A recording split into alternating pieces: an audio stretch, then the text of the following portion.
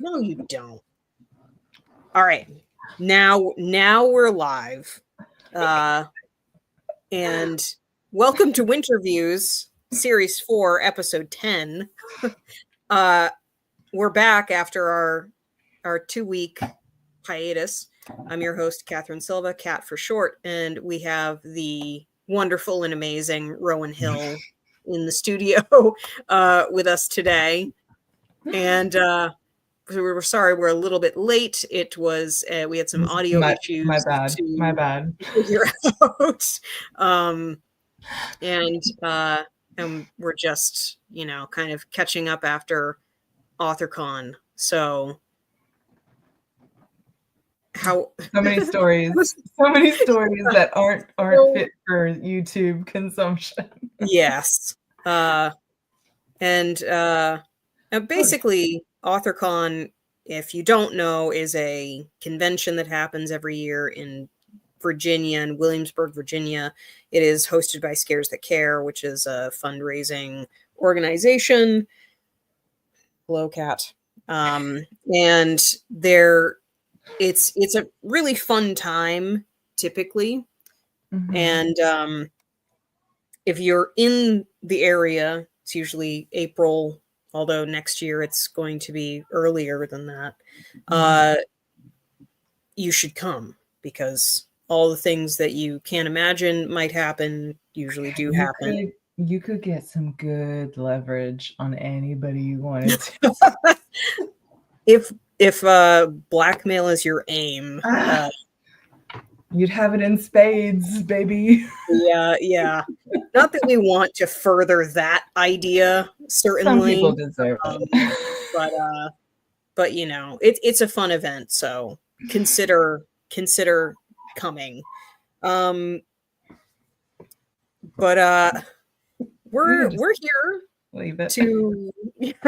we're here to talk about you, and we're here to talk about space horror, because that was the subject that you chose, and it's a very fun subject that we've not had on the show yet. Okay.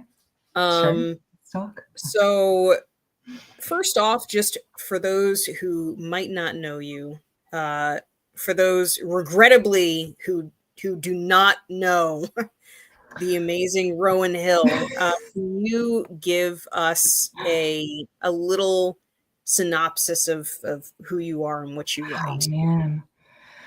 I am Rowan, and I mean, do you know what I write on my bio? Like, you know how whenever you do a submission and you have to do like a third person bio of what you are, I always write something like that, right? Like, Rowan Hill is an Australian author, never living in Australia, and she writes of flawed women who occasionally murder.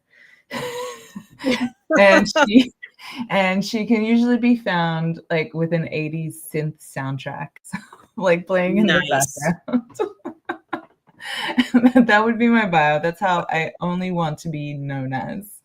I mean, and those are all awesome things. Yeah. And I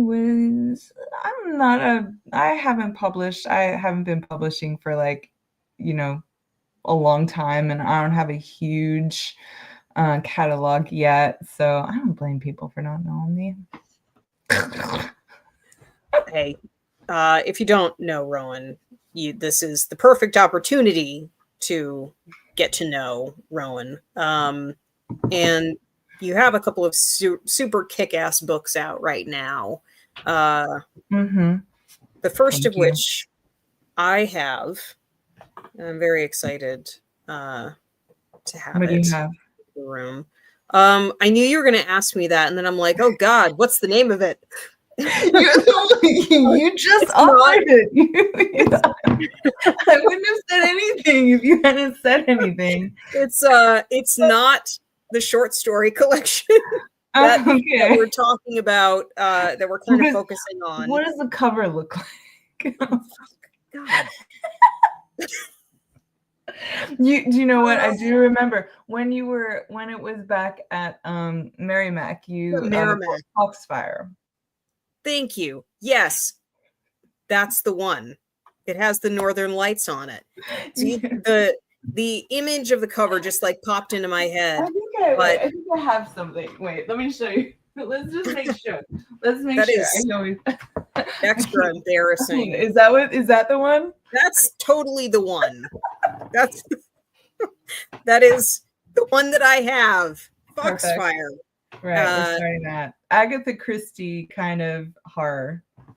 Cool. All right. You got it. Got it. It's not space horror though. It's not. No.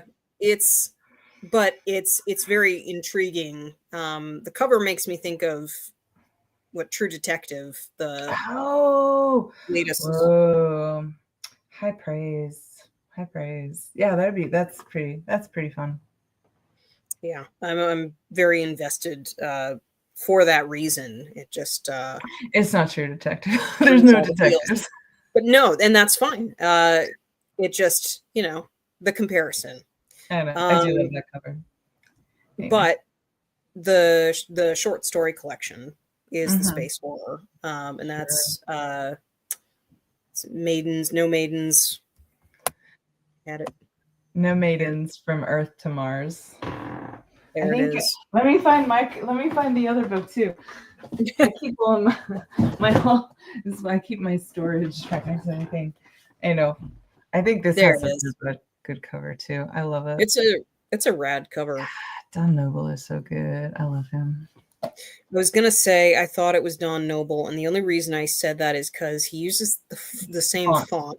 Yeah, I know. in a lot of different covers, and I have that font now. Mm-hmm. It doesn't look like him, like because it's does not. It's not his style. No, but the font gives it away every time.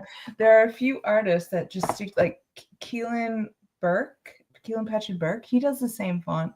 Dunn does the same font.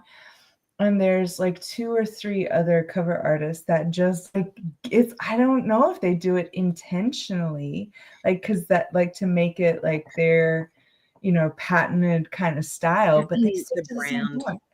Yeah. It works for that cover though, which is I know. great. But yeah, I don't sell my cover art to other people, but I just make it for myself. But I really just can't I can't think of just using one font for everything. I think I would go nuts. It's so the cover is so important. My covers are so good to hide the shitty writing inside. No, stop it. So I make sure that the covers are so good and memorable. They're memorable, and it's not the writing inside is just as good, if not better. So okay, be so hard on yourself. I know. That's my way. I mean, that's my way too. I understand. So I have a question I did not send to you, and but it's kind of part of the first question I sent to you, but there's more to it. Your first encounter with space horror, just in sort of digested media, where did you kind of encounter space horror for the first time? So I don't think you can separate space horror from alien horror. I don't think there's only been a few books and movies where you can see that there's no kind of creature, nothing to anchor that horror. So I would have to say that, like, in that sense, my first interaction was also my first interaction with horror as a genre was Killer Clowns from Outer Space.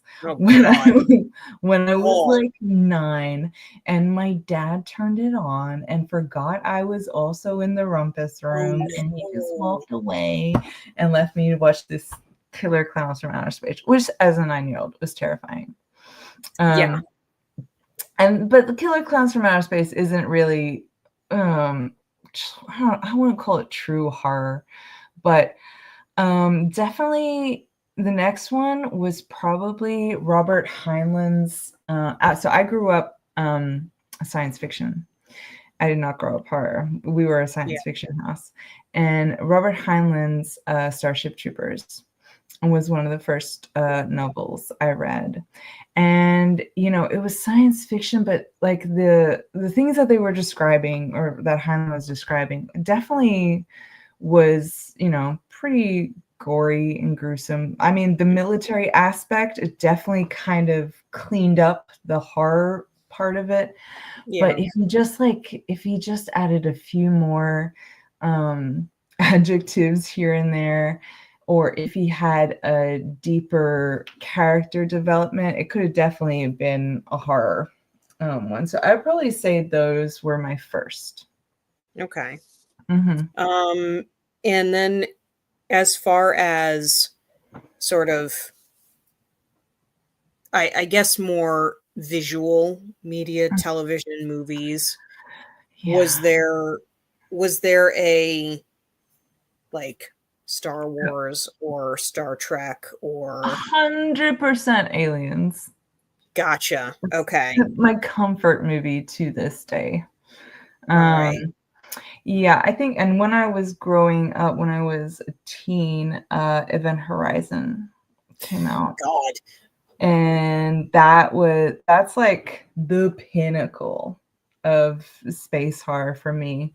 And I'm finding that I can't recall the specifics, but a lot of space horror is anchored around a planet, Mhm. usually, or we're going to some place. And I think Event Horizon, like, when, like, even my book, like Mars is like really, like, we start Earth, there's always a destination. Mhm. Um, Event Horizon is just a boat floating out in space. Yep. It's come from a black hole. But there's really, yeah, Event Horizon is my first love is Aliens. I'll just do that for Michael Bain because he was my high school crush, now and forever. And there's something comforting about Ripley's maternal. I don't know. It's something about that, like her character and how she's like constantly the mother is Mhm. just very comforting. And then Event Horizon is the next. That's you cannot. I don't think you can get better. And it's such a good blend of genre. Event Horizon. It is cosmic. It is space. It is horror or science fiction and horror. Sorry. Pretty existential too. Sorry. My It's light, my no, that's monitors are okay. going off. I'm losing my lighting. Mm-hmm. Um yeah, it's I hate to admit to say it, I still have not seen Event Horizon the whole way through.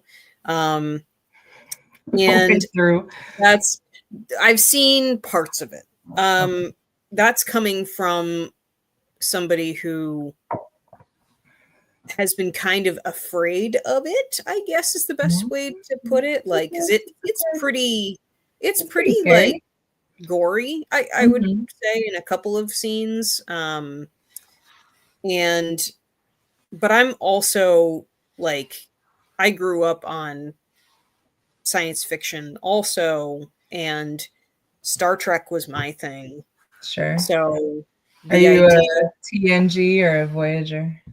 so I did start with TNG Mm-hmm. in the movies.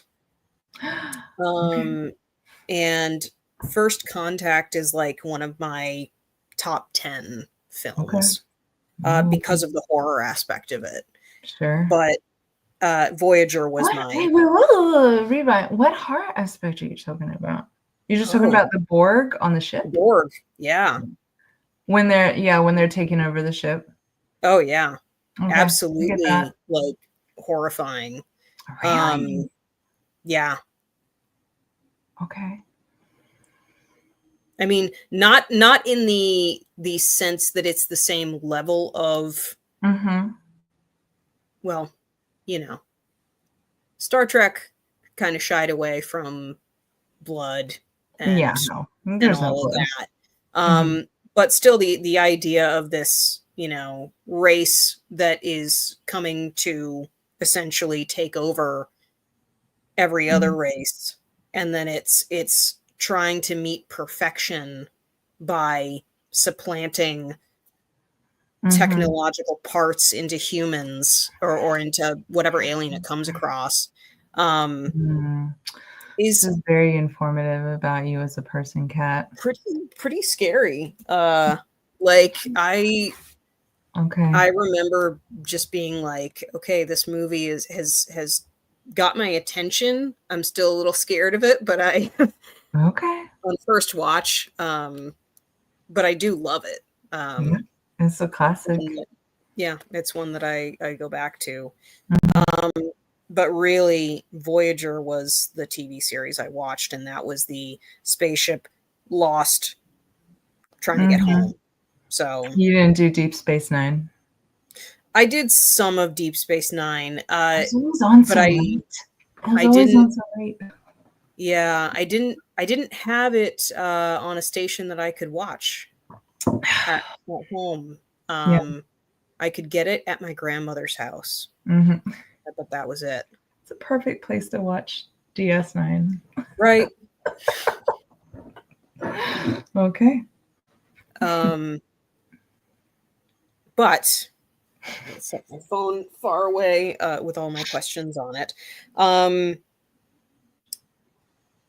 have you always wanted to write space horror because of this, this love that you've had for Alien um, and for Event Horizon, or was this something that kind of came Mm. back to you?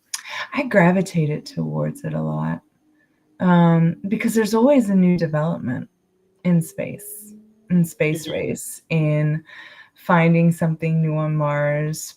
And my day job is, I have science on my brain, and I have always been invested in that. But I know it's not purposely planned. I just noticed that I gravitate towards it a lot. My first novel, um, that was trunked and maybe I'll resurrect and hopefully sell one day, was aliens Mhm. coming as refugees Oh, to Earth. This was, okay. but not, yeah, it was not horror. It was fun. It was only fun. But I do gravitate towards, but not consciously. Okay. Um, I also love sci-fi things that are not horror that include Mm-hmm. aliens. Like, I don't know if you've seen Arrival, but I have. I I love just read, Arrival. I'm going to give you a rec, and it was so good. It Okay. was Project Hail Mary by Andy Weir, who also Oh wrote yeah. The Martian. This, he wrote Project Hail Mary is not, if he just like put a little spin on it, it could have been hard, because it's like, humanity is going to die in like the next 30 Mhm. years. But he grounds it so well in science, and the main character has like a whip of a like sarcastic trait. Hmm. Is so good that it's not hard at all. But I listened to the audio of it, and it Okay. just made it pop. It was so good. It's like my top Mm. top novel of 24. I went dark again. It was 100% recommend Project Okay. Hail Mary, and the Awesome. alien in that is amazing too. Okay. Definitely putting it on my list. Um, With all the other TBR. with all the, I mean, audiobooks are one of those things though that I love a good audiobook if I Mhm. can just throw it on for The the car ride. narrator of Project Hail Mary, it was a performance. It was a chef's kiss. Awesome. Mhm. Okay. I'm definitely gonna get it. Um, because I don't have an audiobook going right now. So actually that would be perfect. Too many. Let's see. The short story collection. Yes. Let's talk about some of the individual stories in it, Sure. and just the concept of the entire collection overall, which Mhm. some people, when they put together a collection, they just kind of throw a bunch of stories together, and there's not really a theme or a Mhm. or even an overarching like connection. Mhm. But it sounds like this collection does have that, and that there is a sort of an overworld. Super consciously put together. Mhm. Yeah, so I would say so it's only 9 stories, which kind of blows me away sometimes. Um, and it starts so I did not write them with the idea of a collection. I wrote them individually. And then I guess because I'm so predictable, I looked at all these stories and I'm like, oh, it's all kind of got like half of them once you like get up into, so it starts like in the Dust Bowl Oh, cool. era, and uh and then it moves through time through to like, we have you can definitely see the change. So from the Dust Bowl to the 70s, where women were starting to do exploration, the Antarctica was starting to get more explored. And then I don't think I've ever done, I think I've done like a few stories in like my like modern times. And then it keeps going through to near future on Earth, Mhm. and where we're starting to do things like bioengineering. And then it keeps going up through, failed first contact, and then second contact, and then like hundreds of years where we're colonized on Mars. So it's definitely a theme. It's definitely the same universe. Mhm. And if you are really, I think you would have to read it all at once from front to end to be like Sherlock Holmes and pick up on the clues that connect the stories. Okay. But yeah, no, definitely not thrown together. Definitely like definitely consciously arranged in order. Okay.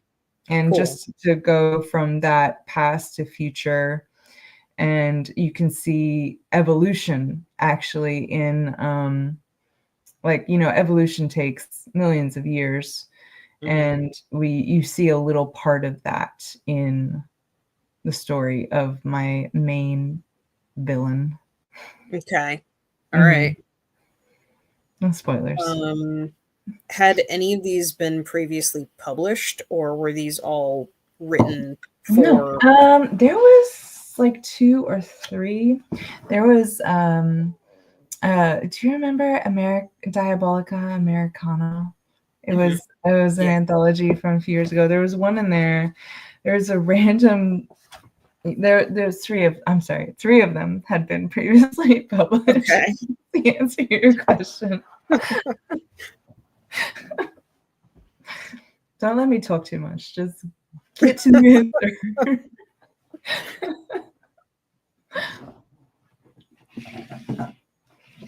Um, so Diabolica, what was it? Was it Diabolica Diabolica Americana. I'm sure I can. Americana? Yeah. Okay. That was a fun short story about the sacrifice in the woods. And Oh, it's pretty okay. fun. All right. It's a fun story. Nice. Sounds like it. It's a Sacrifice. fun teenage sacrifice story. Ah, okay. Like But all I teenage had this sacrifices. really, I got to this point where I had written a story, and it's the first story. It's called Fruit of Womb. And I felt it was the best writing I had ever crafted. Like I crafted it. Yeah. That's how pretentious it was. I crafted it. And I put it to 2 or 3 publishers, and it was like 12,000 words. So it was that awkward phase. And it just drove me mad that I had this really good, quiet horror folk story, with a little bit of like cosmic grandeur in there, and I Mhm. couldn't sell it. It was so frustrating, Kat. It was Yeah. like, oh, this is so good, but there's like not a market for it until you put it into a collection. Mhm. Mm-hmm. Yeah. 12,000 is like that, just a little It's higher than the typical, the and worst. I've been there too. Like, I Mhm. I understand. know. You've written this thing, and then you're like, "How am I supposed to cut it? You How do can't. I cut this down?" I I know. love every bit of it. I know. You can't. Anyway. But it's now in a collection where you can Mm-hmm. read the entire thing in its whole beauty. Um, question number 3. Working my way down the list in my screenshot of the email that I sent you. Cool. The book isn't just about space horror. It focuses on women as the primary characters. Let's talk about that. We can talk about that. We can Um, talk about so I guess I don't write male characters. I don't know. When you write, like, do you make a conscious decision about what gender to write as? Or like the character, the protagonist? um so I used to always write as male characters. For a really long time I did. And every time I wrote as a female character, I felt like I just had trouble getting into Ooh, their heads. And okay. it's a weird thing to admit, but I didn't really feel comfortable writing a woman character until I got to like I think it was my 4th book. Ooh, yes, 4th book. Okay, Um, sure. and and then I was kind of like, oh, okay, no, I'm feeling better about this now.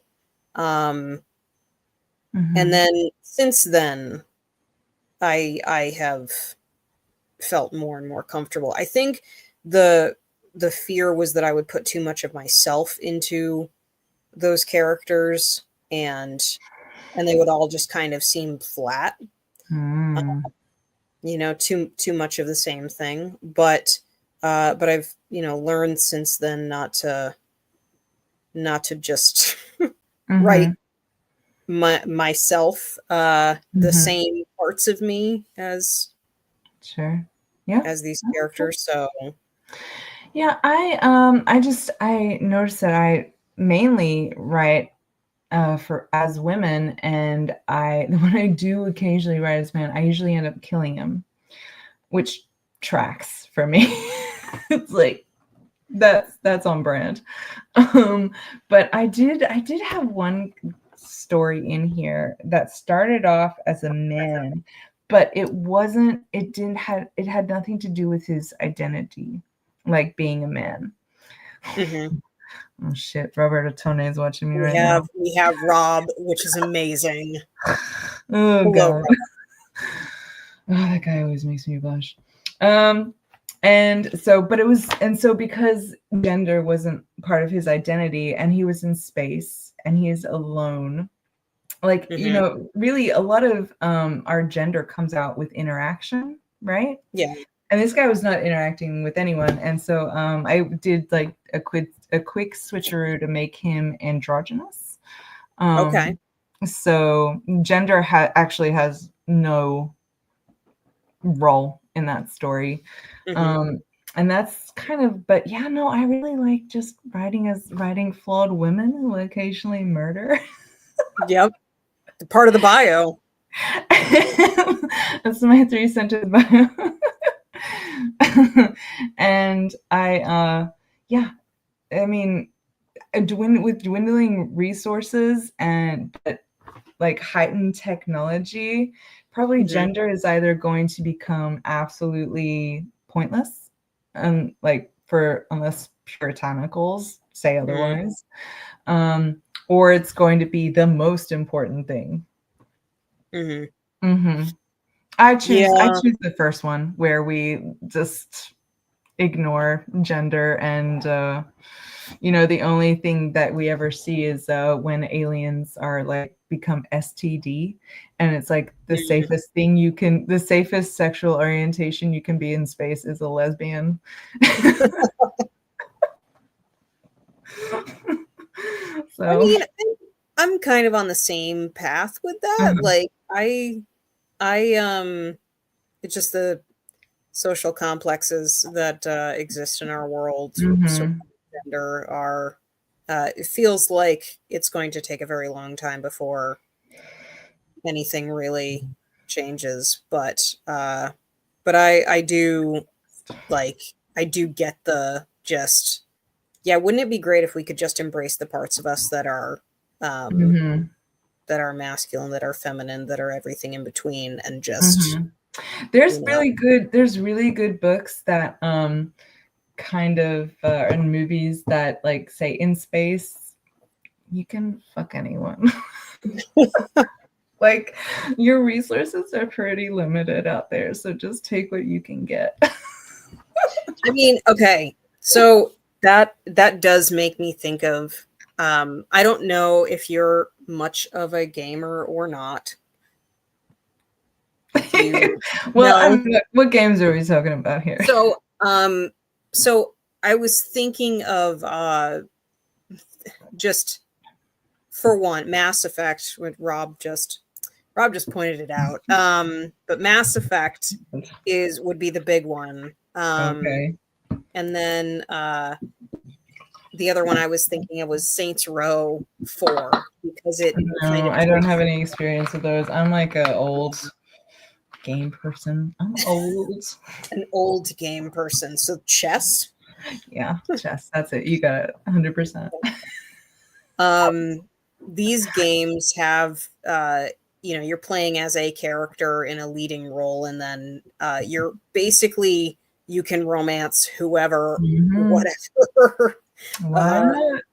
there's just a lot of different possibilities to Yeah, choose this is the from. future. Just have sex with who you can in space. There's not that many people In going to be space. allowed in space. Anyway, I hope that answers your question. Oh yes, we got so into detail. Um, Mhm. I keep setting my phone away from me with the questions. Um, question 4. Mhm. We're going to talk about the differences between the existential quiet space horror and the typical alien Mm. invasion or even slasher style alien. I feel like I Um, gotta warm up for this. so I have a What is feeling. quiet space horror? Uh, so that's a great question. I I can't really think of any quiet space horror, except maybe, if we're talking Sphere from Michael Crichton. Oh. That has moments where there's a Mhm. lot going on, but it does feel like pretty pretty neutral. Rob just Mhm. came up with another really good one. Mhm. Moon. Um, I'm sure there's more out there, but Are you like Moon and Sphere? Sphere was definitely horror. I would have labeled it as psychological horror because a lot it's of that was because half of the problem about space horror is not space, it's fucking people. People are the mhm, worst that make that like, horror is people, and you take them out into space and then it's just people in space horror. mhm, Um, so I definitely think maybe mm, yeah, that's a psychological thing too, Solaris. Um, I just got finished reading Dead Silence okay. by S.A. Barnes. And that is not, I would not call that. So there's, the haunted house, in novels and on land Mhm. is the spaceship in Yep. space, right? It's perfect placement. It's your vessel. It's like it can go beyond the stars. It's like almost a cosmic horror house. Yeah. And she, S.A. Barnes, I'm assuming it's a she. Um, she did a really good, it was really well, and it was kind of quiet because it's all psychological. Hmm. There's no slashers, there's no so I think maybe that's what we're talking about when we say quiet horror, because I'm thinking about Moon and Solaris that Robert just said, and a lot of those scenarios are all people are fucking crazy, Yeah. or as something in space has a tangible effect on Yeah. the characters that should not be in space. Space is antithetical to survival. So that would probably be my answer to the quiet space horror questions. What is quiet space horror? If we can Hmm. even, I mean, no one can hear you scream in space. Um, so I think Um, people make quiet space horror. yeah. Mhm. And I think you're right. And having Rob mention those two, which I hadn't even thought of, and you saying that it's a lot of psychological horror, it is Mhm. people that just can't handle space. Mhm. Um, but I was going to ask you what you prefer. Mm. Oh, what do I prefer? So my first books were creature features, right? And Hmm. I put creature features up on a pedestal because I think they are the perfect um, meeting clash of science fiction and horror. Because think about creature features that you have seen. It's like it can be a science experiment, or it can be in something that's woken up from like hundreds of years of sleep. There's always a speculative fiction aspect of a creature feature, and I think that is what I also prefer with an alien horror, right? Hmm. Is because it is quite highly possible. Um, and quiet space horror, just, we are living in the psychological space horror. Like, I think I would always prefer something that might never happen rather than this fucking timeline we have found Mm, ourselves in. yeah. So I prefer a good alien slasher. Oh my god, there's been so many good ones in the last few years, like Alien Romulus. I think were we talking about this at AuthorCon? That was the tits. That was so good. And then they continued on with, I mean, it's not, that was good, but and I just want to like credit Prey. Oh yeah. Yeah, that That was was great. just so I love taking it out of modern times. Yeah. People in the 1600s experienced shit too. Let's delve into Yep.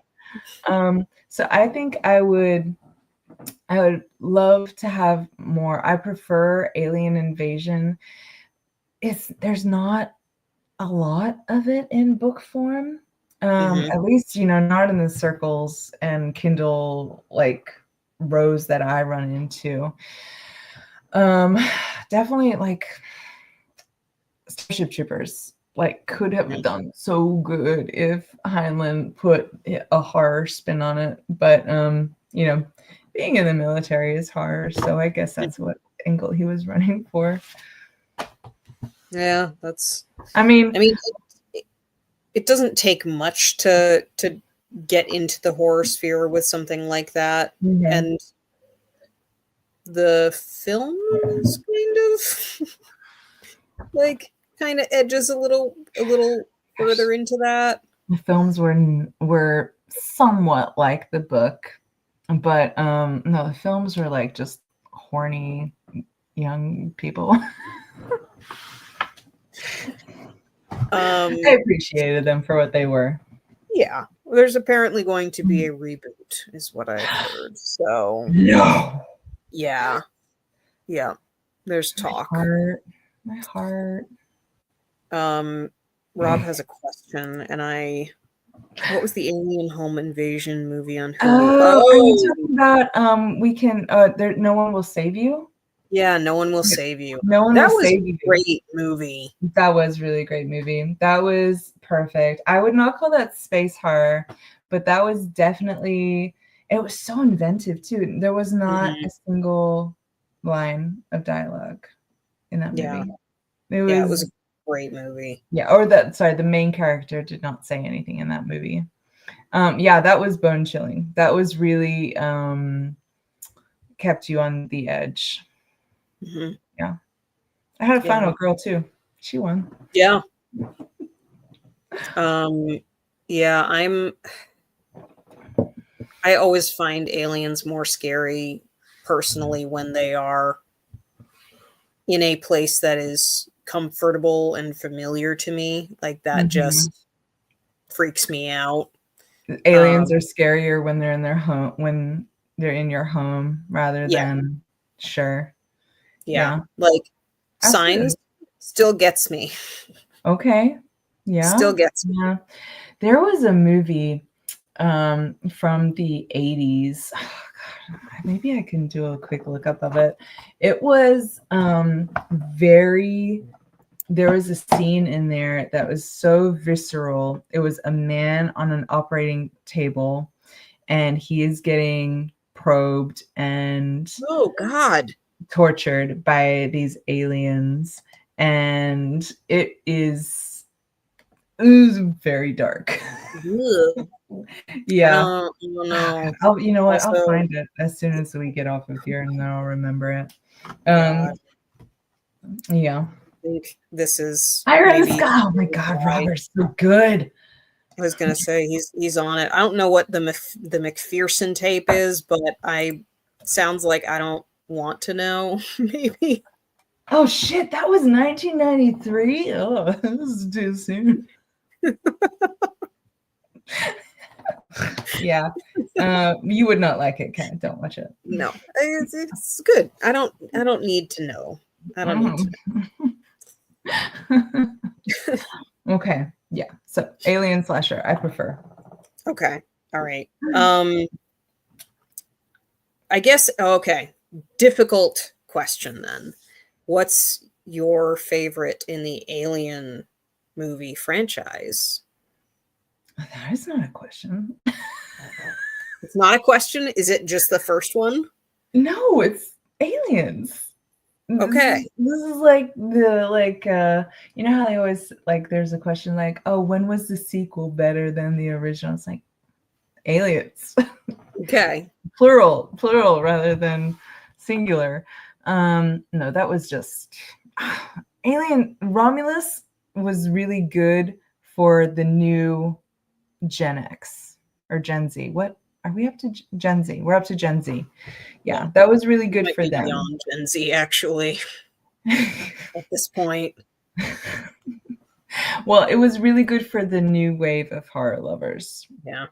Hmm That's gonna be their nostalgia because that had a final girl that had a Ripley too, Mm. and it was a crew, and half of them were good and half of them were bad, and it actually had kind of angry about this. It actually had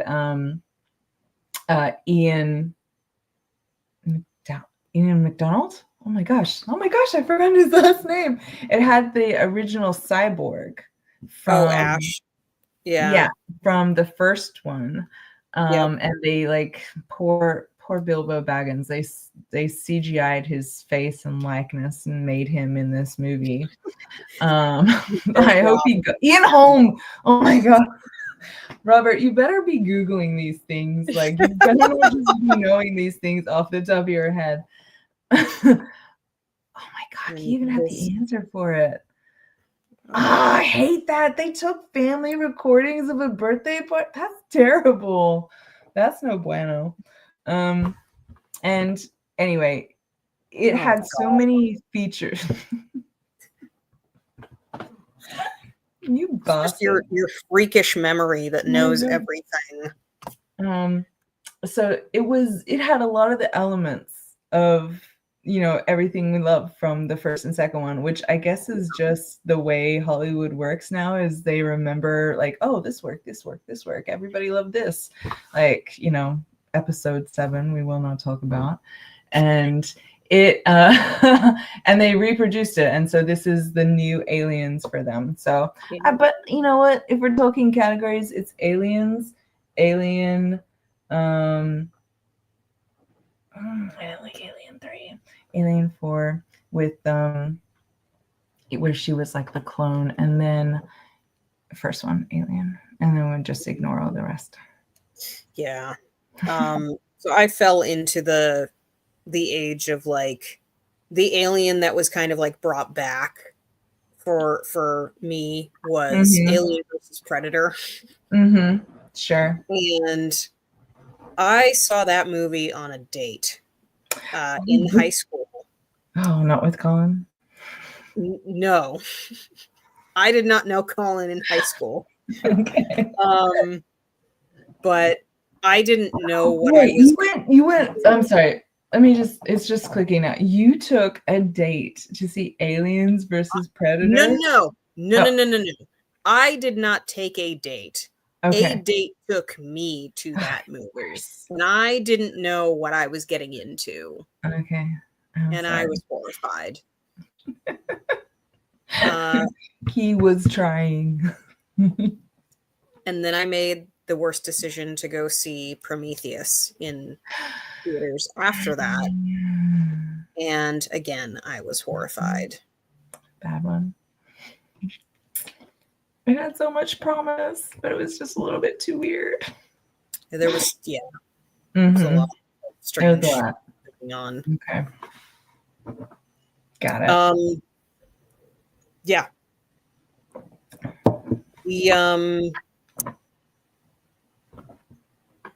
I guess my last question before we get into our kind of everybody gets these questions. And you kind of said it, but I wasn't really sure. What do you want to see more of?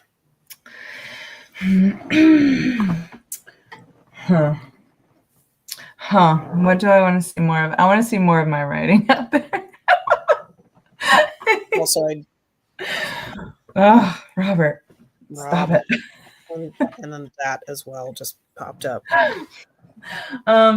I would like to see more, and it might be too hard to do because, as we talked about before, a lot of like stuff that happens in space is anchored off of a place, a destination.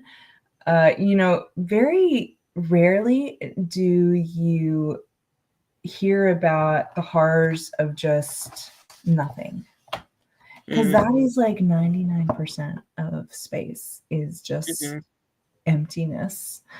And I can't think of, I'm sure there is, but a crew going mad and killing themselves. But that could be anywhere. Why is that just space?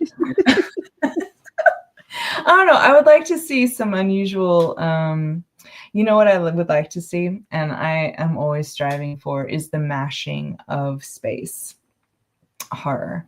Nathan Ballingrud with The Strange. That is what I call Mars fiction. He did a really good job at doing Western with Mars, with space, and like a frontier, which is, and Western and space has been done quite a lot, because you're my age-ish, if younger. You remember Firefly. Oh yeah. Yeah, so it is definitely, it's not always done in novels. Corey S. James with the Expanse series did a good job with noir. Can never say that fucking word. And the characters in there really lent themselves to the genre of the mashing genre. Um, and then who's another one? Yeah, I'm into S.A. Barnes now. She did a really good job of mashing, of putting Ghost Ship the movie in space. Oh my This god. Go ship the movie. Ghost Ship. It was not a bad movie. I enjoyed that movie. I That's was a like, nostalgia movie for me. I will always leave it on if it's on playing on TV. God. It's it's one that I could see the end coming is the only Mm, thing I'll say. But that sure. the opening is definitely Mhm. terrifying. Yeah, Um gotcha. and Gabriel Byrne's in it, so Mhm. cool. But I think space horror is a prime canvas for mashing of genres. Yeah. Mhm. Yeah. It's just Um so open if to as far as like mashing with a certain genre, sure. It lends itself to certain ones for sure. Like, obviously space and cosmic go hand in hand in the yeah. mysteries of universe. Murder mysteries, I Mhm. would like to see more of on uh in space horror. Like that would be if you could write cozy horror, which I can't. I am not very good at cozy horror. If you are good at cozy horror, you could easily write like a story about a retirement colony on the moon where seniors just like sit in zero grav and watch like play bunko, and then someone kills like one of the senior citizens through her air filter, and there you go, cozy horror, cozy lady horror. All right, somebody needs to write cozy uh cozy horror featuring Cozy space horror. elderly in You could do space it like, dying. yeah, no, just take anything. There Roll is the another dice question. with like all the genres on it and put something, and there you go. Yes. Hmm. Um It's a great idea. it is a great idea. A cozy horror uh in space would be kind of amazing.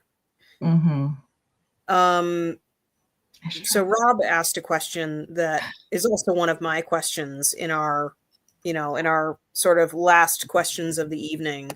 And it is there a full space set horror novel coming from you soon? If you've announced anything and I missed it, I apologize. Um, Oh, Robert, no, I have not sold it. I probably have to do a rewrite of my first baby. No, my dad thought it was cool. But no, I that's a do good not start. have I do not have anything big coming out. I just, I decided we didn't get to talk much at the bar, but I decided for some reason that I should get another master's degree. Oh, So that's okay. what I'm doing this year instead of writing my brains out. And yeah, I can like Rowan can get a master's degree or a write another book, but she can't do both, unfortunately, at the That would same be a time. lot. It would be a lot. And no, so what I do in the time where, that creative juice is just drained out of me from like a full 9 to 5 job and then homework at night is I edit. I Mm, take all of my trunk short stories and my novel and I choose one and to edit. nice. That's a Yeah. good way to stay in it and still be creative. Yeah. Yeah, I hope so. But no, thank you for your question, Robert. I wish I had something coming, but and it's also I don't I've gotten past the point where I submit all everything I have to everyone, you know? Hmm. I kind of like I don't know if it's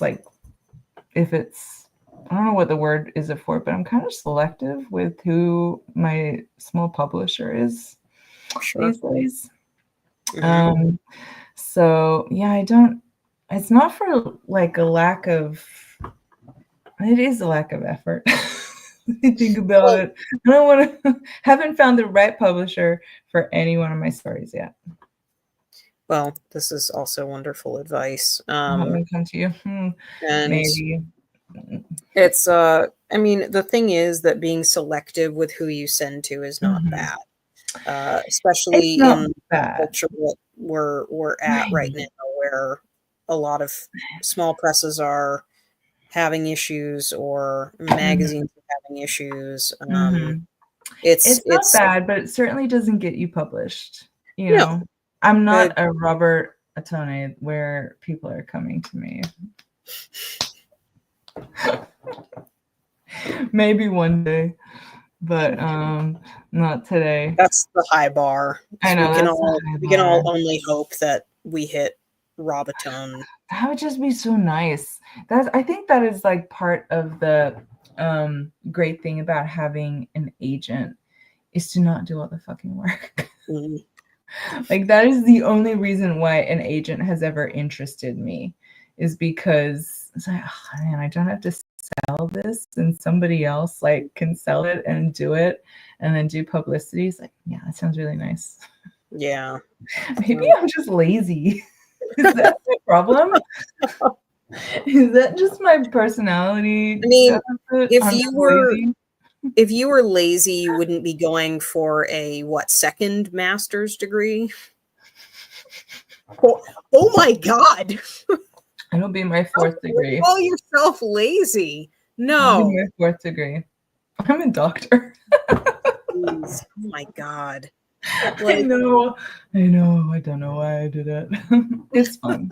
Learning is fun, Kat. Learning is fun. I will take your word for it. Yeah, you I should. uh, Don't I'm do it yourself. I'm not telling you to do it. I mean, no, I'm good. I'm the college dropout here. I'm the one that has the least amount of education out of the group. I love Uh, it. I love but that. I mean, it's also because of the social anxiety. So Sure. you know, Mhm. I it's not because I didn't want to learn, it's because I was afraid of all the people. College weirdos. That's the thing. There are Mm. weirdos in college. 100%. I agree with you. You made Um, the choice. I also, I mean, very different person than from working in retail then for 18 years and then having to be forced to speak to people on a daily basis. That Mhm. changes things. But Gotcha. yeah. There's another comment here. Oh, there you go. Don't do it, Robert. You won't be able to write anything, and your brain will turn to mush, and you'll get what it's called nonfiction brain. I have nonfiction brain quite often. Hmm. Um, Last question. Next question. Where can people keep up to date with what you've got going on? Fuck. For all those future novels and novellas and short stories that will come. God, I don't have a newsletter. I don't do anything. I mean, my most, I mean, Instagram. Mhm. Instagram is the one social media I can still stand, and it is not the effort is worth the squeeze for me on Instagram. I have a beautiful website. I have a really nice website that I really like. It's a writer Rowan Hill, and I did it myself, but I don't have a newsletter or anything. I put stuff up on there when it's time for it, but no, I don't like. Do you have a newsletter, Kat? Um, I do. I've been bad about using it. I have a Substack, but I'm trying to get away from Substack right now. So I I'm in the middle of trying to find a different platform. Mhm. So Yeah, I would say Instagram is probably the one I'm going to keep at, because and I like videos and I like putting with videos with music because I have really good taste in music. I don't want to brag. Um, and it's not annoying. It's like it's a fun platform still. So please find me on Instagram. That's Okay. my yeah, that's my jam. I'm going to tell you that I made the mistake of I thought that you were on Blue Sky, I and do have a at, Blue Sky. well, okay, I think it's deactivated. somebody else does too, Oh, is Rowan Hill? with the same name, and Oh, I thought I was tagging you in the photo for the beginning of the season of Winterviews that I sure. posted, and turns out I didn't. I tagged the other Rowan Hill, and I think there's a guy who took Rowan Hill, okay, who like like all of his like he has like website like rowanhill.com. Oh wait, no, gotcha. it's like a it's like a lifestyle brand or something. I don't know.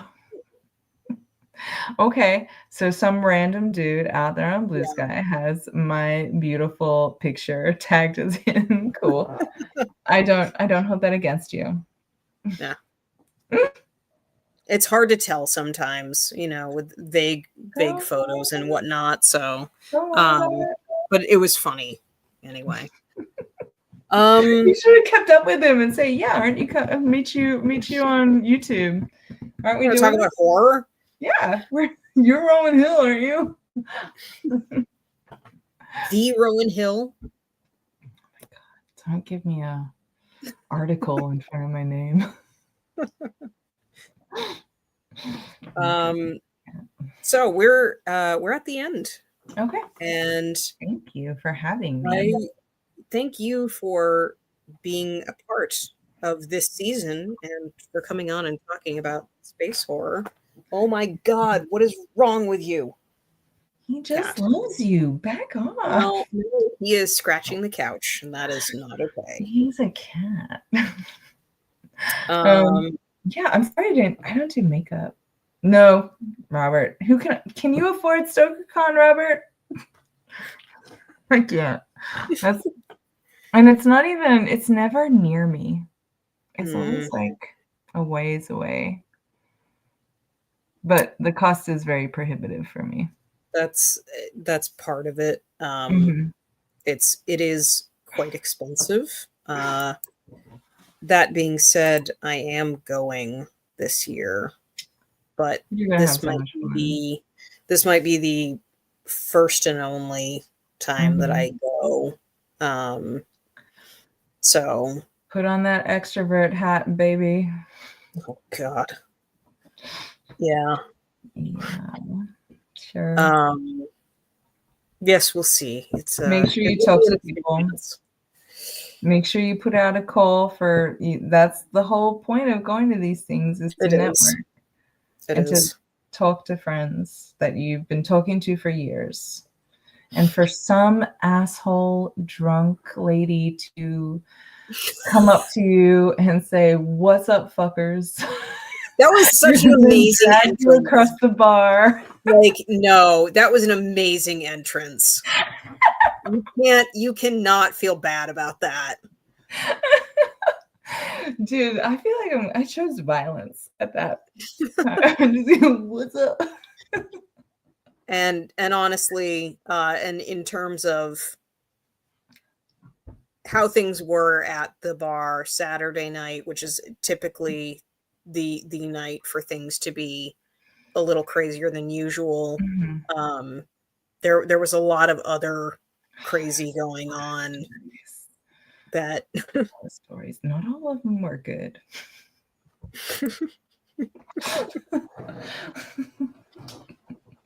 Anyway, yes, have a wonderful time at StokerCon to yes. everyone who can afford to go. I wish you well. It won't be the same without you. That's all I have to say. You're just saying that. But but we're going to say good evening to everyone in our chat who basically was one other person who Just stayed Robert. silent, and Robert. So thanks, Rob, for coming out and Thank you. hanging out. Oh, I guess Robert's really great because he blurbed.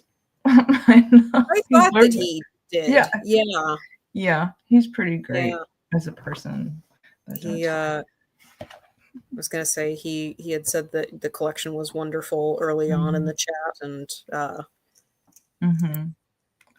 and everybody that is watching this in the future, you need this collection, so you should go get it. I believe it's Journal Stone, right? It's their science fiction imprint. So it's Journalstone, but it's like got this. It's called Trepidatio. Oh, Trepidatio. Yep. Trepidatio.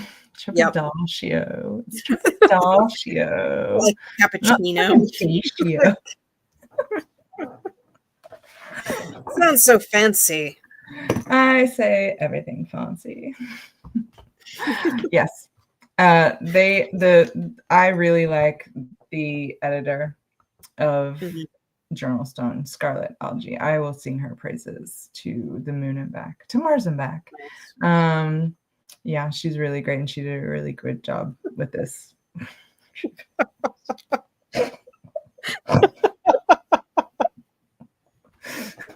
Oh, God damn it. Robert. Okay. I really With that, want to do an interview as like 3 people with Robert one day, because that oh my will God. be comedy of That, errors. at some point we can figure something out. He has books constantly coming out. I'm sure you can talk to him about something.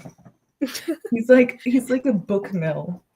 Yeah, he's got a lot coming out, and it's been 2 years since you've been on, Rob. We could have another discussion with lots of hat changing. Okay. But good night, everybody. Thank you for joining us. And we will see you next week on the program. It's our last show for the season. As much as I love talking to all of you, this is also my thank God it's almost over, because then I actually have more time to write. I'm really good at giving myself way too much to do, and that's what this season has been so far. So I'm this close. Not to say that I'm sick of all of you. That is so close. Next week is Radar. We have Radar DeBoard in talking about grief horror, of course, which is one of the fun topics. So sure. Can't wait. We will see you then. Everybody have a good evening.